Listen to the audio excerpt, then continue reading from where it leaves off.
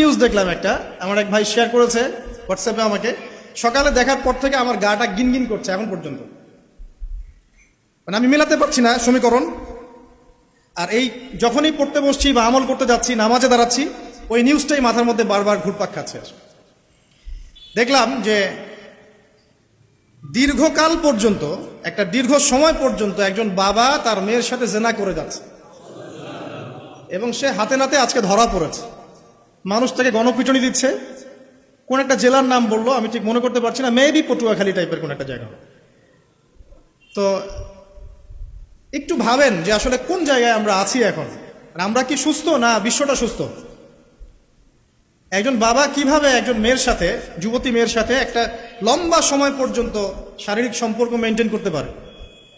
আর মিডিয়ার মাধ্যমে যখন এটা মানুষের কাছে প্রচার হচ্ছে, তখন মানুষের মধ্যে একটা চিন্তা আসছে যে আসলে এটাও হতে পারে। এবার কিন্তু এই পাপটা বাড়বে, কারণ মানুষ আগে ভাবতো এটা হতে পারে না, এখন মানুষ জানলো যেটাও হতে পারে। যেমন সমকামিতা, কোরআনে যে সমকামিতার কথা বলা আছে, এই কথাটা কিন্তু সাহাবায়ে কেরাম বলতেন যে আল্লাহ পাক কোরআনে নাজিল না করলে আমরা জানতামই না যে এমন একটা যুগ ছিল যে যুগে ছেলে ছেলের সাথে জেনা করতো, নাউযুবিল্লাহ। আর নবী সাল্লাল্লাহু আলাইহি ওয়াসাল্লাম বলেছেন, আমার উম্মতের মধ্যে আমি ভয় পাই কয়েকটা জিনিস, তার মধ্যে একটা হচ্ছে আমার উম্মত সমকামী হবে, আমার উম্মতের একটা অংশ সমকামিতায় লিপ্ত হবে, যেটা এখনকার ওয়ার্ল্ডের কিন্তু একটা মৌলিক সমস্যা। অলমোস্ট এভরি কান্ট্রিতে এদের সংখ্যা বাড়ছে ডে বাই ডে। দেখবেন 5 ওয়াক্ত নামাজ পড়ছে মাশাআল্লাহ, মসজিদ কমিটির সভাপতি হাজী সাহেব সুদ ছাড়তে পারছে না, অদ্ভুত যোগ। দেখবেন যে মাশাআল্লাহ বাবা তাহাজ্জুদ গোজার, বাবা প্রত্যেক রাতে তাহাজ্জুদে নামাজ পড়ে মাশাআল্লাহ। মাও দেখবেন যে বোরখা পরে বাইরে বের হচ্ছে, মেয়ের গায়ে পর্দার বালাই নাই। অদ্ভুত যোগ, মানে মা আর মেয়ে বাইরে বের হয়েছে, মা মাশাআল্লাহ খাস পর্দা, যদিও তার দিকে কেউ তাকায় না, আর মেয়ের গায়ে পর্দার কোনো বালাই নাই। মানে এমন একটা যুগ, আপনি যদি আল্লাহ এবং তার রাসূলের চোখ দিয়ে দেখেন, কোরআন এবং সুন্নাহর নূর দিয়ে এই বিশ্বটাকে দেখেন, আপনি হতবাক হয়ে যাবেন যে কি হচ্ছে আশপাশে। আসলে এই ওয়ার্ল্ডটাই পাগল না আমি নিজেই পাগল? তখন আপনার কাছে এরকম মনে হবে। তো এখন মনে হয় আমরা নিজেরাই মনে হয় পাগল, ওরাই মনে হয় সুস্থ। আপনি হয়তো ভাবছেন যে আপনি 5 ওয়াক্ত নামাজ পড়েন মাশাআল্লাহ, রোজা রাখেন, যাকাত দেন, ইসলামিক লাইফ মেনটেন করেন, বাইরের জগৎটাও এমন। আসলে ব্যাপারটা এমন না। বাইরের জগৎটা ডেঞ্জারাস, ডিসগাস্টিং, মানে একটা ডেভোস্টেটিং বাইরের জগৎটা। পাপ, পঙ্কিলতা, অশ্লীলতা, ফাহেশা, হারাম, ব্যভিচার, জিনা, সমকামিতা, সুদ, ঘুষ, দুর্নীতি, হত্যা, রাহাজানি, ডাকাতি, চুরি শব্দে ভর্তি বাইরের জগৎ। আর আমরা মসজিদে এসে 5 ওয়াক্ত সালাত আদায় করছি আর মনে করছি আমরা সেফ। যতক্ষণ বাইরের পরিবেশটাও ইসলামের আদলে গড়ে উঠবে না, ততক্ষণ পর্যন্ত আমাদের ব্যক্তিগত জীবনের ইবাদত, পারিবারিক জীবনের ইবাদতগুলো দীর্ঘ সময় পর্যন্ত সাস্টেইন করতে পারবে না। অদ্ভুত যুগ, ঘরে ঘরে দেখবেন পরকীয়া চলছে, ম্যাক্সিমাম ঘরে ঘরেই পরকীয়া। স্বামী স্ত্রীকে নিয়ে সন্তুষ্ট না, স্ত্রীও স্বামীকে নিয়ে সন্তুষ্ট না। আগে যেমন ডায়মন্ড খুঁজে পাওয়াটা খুব রেয়ার একটা ব্যাপার ছিল, এখন একটা কুমারী মেয়ে খুঁজে পাওয়াটা রেয়ার ব্যাপার হয়ে গেছে। বিয়ে তো করেন নাই, করতে যান সামনে, আর যারা করেছেন তারা তো আমার কথা বুঝবেন। কারেন্ট জালেও যে জাটকা ধরা পড়তো, এখন আপনি পবিত্রতার জাল দিয়ে সার্চ করেন, দেখেন কয়টা কুমারী মেয়ে খুঁজে পান। স্কুল কলেজের মেয়েরাও এখন কুমারী নাই, অনেকেই নাই, ইল্লা মাশাআল্লাহ। পরিবারের লোকজন জানেও এগুলা, এটাই স্বাভাবিক এখন। গত লেকচারে কিছু কথা বলছিলাম যে মিডিয়ার মধ্য দিয়ে এমন একটা ট্রেন্ড চালু করা হয়েছে যে আস্তে আস্তে পাপগুলোকে স্বাভাবিক করে ফেলা হয়েছে। সুদ খায় মানুষ, কোনো ফিলিংস নাই, মনে করে স্বাভাবিক, সবাই খায় আমিও খাই, এই যুগে না খেলে চলে নাকি। ঘুষ নেয় মানুষ, বলে স্বাভাবিক, ঘুষ ছাড়া কি চাকরি হয়, নর্মাল ট্রেন্ড। দুর্নীতি মানুষ করে, স্বাভাবিক, নর্মাল, ও তো করে, আমি করি তো কি হচ্ছে, আমার বড়জন তো করে, সেই বড়জন বলছে আমি করি তো কি হচ্ছে, তার বড়জন তো করে। এই করতে করতে টপ টু বটম সব দুর্নীতিবাজ, স্বাভাবিক, নর্মাল, আমরা মেনে নিয়েছি, এভাবেই চলছে। যুবকরা স্মোক করে, মাদক সেবন করে, নর্মাল, সব যুবকই তো করে, কলেজ ইউনিভার্সিটিতে আমি করলে কি সমস্যা।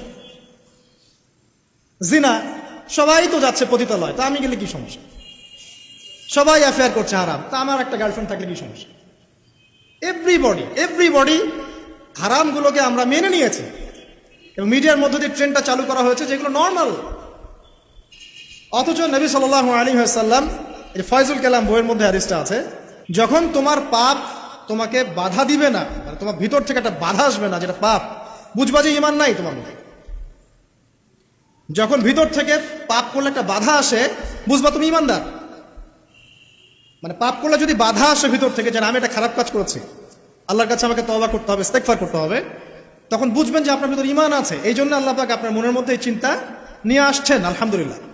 যখন পাপ করতে করতে দেখবেন আপনার মনে কোনো ফিলিংসই নাই, তখন বুঝবেন যে আসলে আপনার ভিতর ঈমান আর কিছু বাকি নাই, যেটা আছে খালি ফোস্কার মতো, একটা নুক্তার মতো।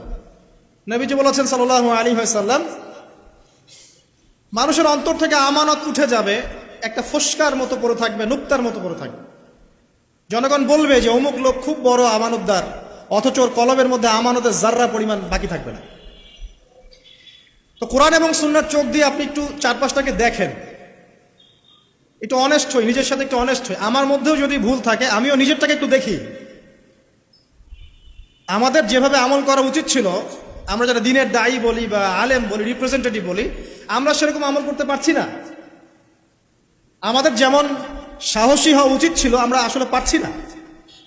আমাদের যেমন ঈমান, শৌর্য, বীর্য এবং দূরদর্শিতা রাখা উচিত ছিল, আমরা আসলে পারছি না। ধর্মের মধ্যে আপনি দেখেন ম্যাক্সিমাম ধার্মিক দুনিয়াদার হয়ে আছে।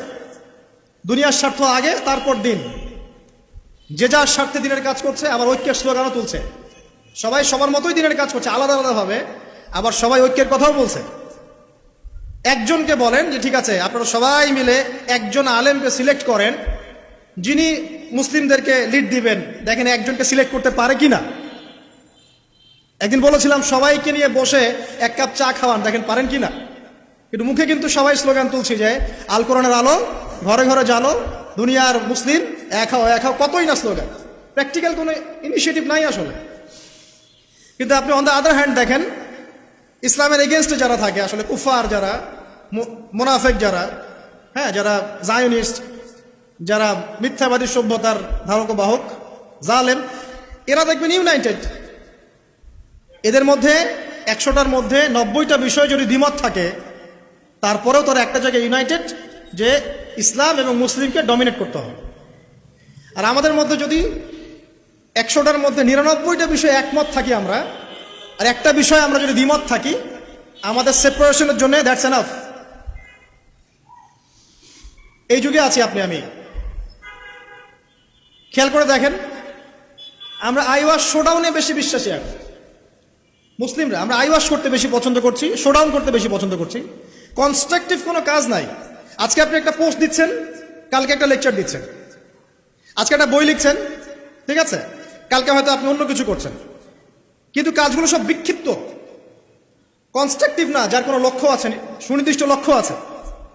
সুনির্দিষ্ট লক্ষ্যকে সামনে রেখে মুসলিমদেরকে কাজ করতে হবে। কিন্তু এই দায়িত্ব কে পালন করবে? তরুণ সমাজ এখন মুখিয়ে থাকে এসবের জন্য, তাদেরকে কে নেতৃত্ব দিবে? তাদেরকে বিষয়গুলো বুঝাবে কে? সিচুয়েশন ব্যাখ্যা করবে কে?